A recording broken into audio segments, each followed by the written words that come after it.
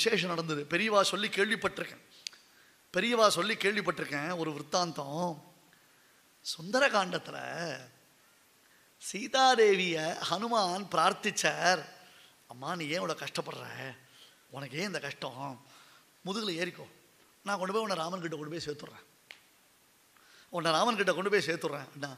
சீத்தை சிரிச்சா, ஏண்டா ராமனுக்கு தெரியாமல் ராவணன் என்னை கிட்னாப் பண்ணிட்டு வந்தான், இப்போ ராவணனுக்கு தெரியாமல் நீ என்னை தூக்கின்னு போற, இப்படி மாற்றி மாற்றி நீங்கள் கிட்னாப் பண்ணி விளையாடுறதுக்கு நான் தான் கிடச்சிடலாம் உங்களுக்கு.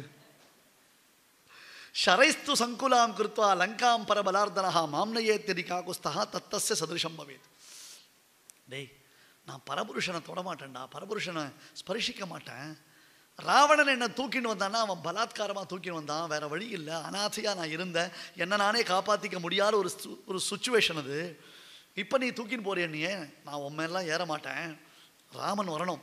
இலங்கை பாழாளாக படை பொருதானாக ராமன் வந்து இங்கே ராவண சம்ஹாரம் பண்ணி விஜயராகவனாக என்னை அழைச்சிட்டு போனோம், அதுதான் ராமனுக்கு பெருமை. கட்சியில் என்ன சொல்லுவா எல்லாரும், ஏண்டா எவனோ ஒரு ராவணன் தூக்கின்னு போனான் சீதைய, ஒரு குரங்கு போய் மீட்டுன்னு வந்துடுத்து, இதில் ராமன் என்ன பண்ணார் அப்படின்னு ராமனுக்கு பெருமைக்கு இழுக்கு.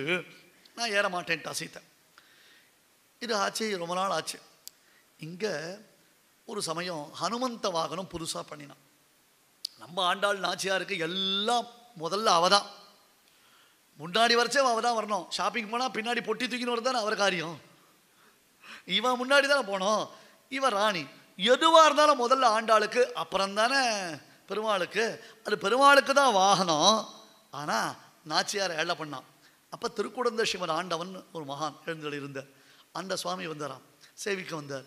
பார்த்தார், அப்படியே இருங்கோ, இப்படியே ஒரு கல்புரார்த்தி பண்ணுங்கோ, ஒரு 10 நிமிஷம் அப்படியே இருக்கட்டும். ஆண்டாள் என்ன, அம்மா அன்னைக்கு ஆஞ்சநேய சுவாமி முதுகில் ஏற மாட்டேன்னு சொல்லி அவரை நீ ரிஜெக்ட் பண்ணியோ இல்லையோ, இன்னைக்கு ஸ்வீட் ரிவெஞ்ச். என்னது, ஆஞ்சநேயன் ஒன்றை மட்டுமே தன் முதுகுல சுமந்து நிற்கிறார் பத்தியா, இப்போ உன்னால என்ன பண்ண முடிஞ்சுது, இப்போ ஆஞ்சநேயர் தான் ஜெயிச்சார் அப்படின்னு சாதிச்சார்.